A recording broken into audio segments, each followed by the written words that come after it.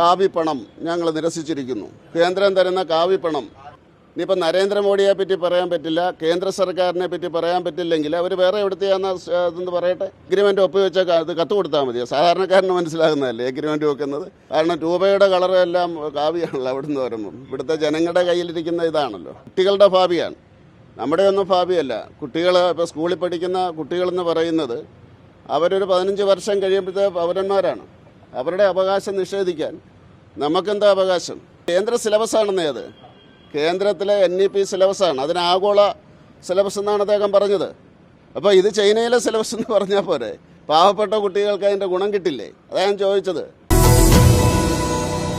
2023 June മാസം 5-ാം തീയതി മുഖ്യമന്ത്രി നേരിട്ട് എല്ലാ വൈസ് ചാൻസലർമാരെയും വിളിച്ച് ചേർത്തു. അതിലേതാനും സർവകലാശാലകളിൽ അന്ന് തന്നെ തുടങ്ങി, ആ വർഷം തന്നെ തുടങ്ങി. ബാക്കിയുള്ളിടത്ത് ഇപ്പോൾ നടപ്പിലാക്കിക്കൊണ്ടിരിക്കുക, എല്ലായിടത്തുമായി അത് ഞാൻ മനസ്സിലാക്കുന്നത്. അന്ന് മുഖ്യമന്ത്രി പറഞ്ഞത് അത് ആഗോള സിലബസാണെന്നാണ് പറഞ്ഞത്. അല്ലെന്ന് കേന്ദ്ര സിലബസാണെന്നേ അത്. കേന്ദ്രത്തിലെ NEP സിലബസാണ്, അതിന് ആഗോള സിലബസ് എന്നാണ് അദ്ദേഹം പറഞ്ഞത്. അപ്പോൾ ഇത് ചൈനയിലെ സിലബസ് എന്ന് പറഞ്ഞാൽ പോരെ? പാവപ്പെട്ട കുട്ടികൾക്ക് അതിൻ്റെ ഗുണം കിട്ടില്ലേ? അതാ ഞാൻ ചോദിച്ചത്. ഇനിയിപ്പോൾ നരേന്ദ്രമോദിയെ പറ്റി പറയാൻ പറ്റില്ല, കേന്ദ്ര സർക്കാരിനെ പറ്റി പറയാൻ പറ്റില്ലെങ്കിൽ അവർ വേറെ എവിടുത്തെയാണെന്ന് ഇതെന്ന് പറയട്ടെ. എന്താണെങ്കിലും അവർ ഒപ്പുവെച്ചതല്ലേ.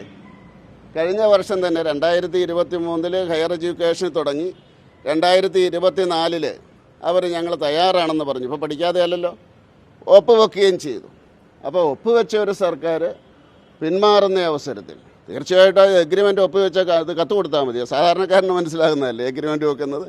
വെറുതെ കത്ത് കൊടുക്കുക, അല്ല ചെന്നിട്ട് ഇനി എനിക്ക് പറ്റിയല്ല എന്ന് പറയുന്ന പോലെയല്ലേ. കത്തിന് കടലാസിൻ്റെ വിലയല്ലേ ഉള്ളൂ.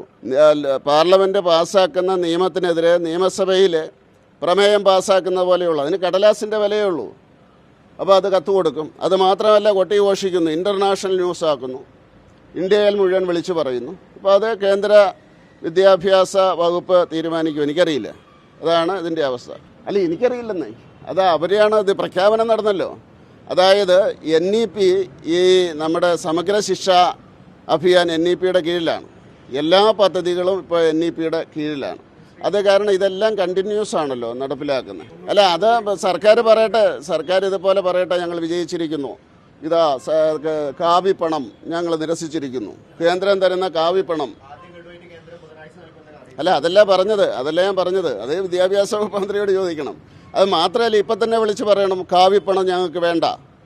കാരണം രൂപയുടെ കളറ് എല്ലാം കാവിയാണല്ലോ അവിടുന്ന് വരുമ്പം. ഇവിടുത്തെ ജനങ്ങളുടെ കയ്യിലിരിക്കുന്ന ഇതാണല്ലോ. കത്തയച്ചോന്ന് എനിക്കറിയില്ല, കത്തയക്കാനുള്ള തീരുമാനം അറിയിച്ച് കാണുമായിരിക്കുമല്ലോ. അത് മാത്രമല്ല, ഇതിപ്പോൾ ഗ്ലോബൽ വില്ലേജ് അല്ലേ, ഇത് കേന്ദ്ര തലത്തിൽ ചർച്ച ചെയ്തൊരു വിഷയമാണ്.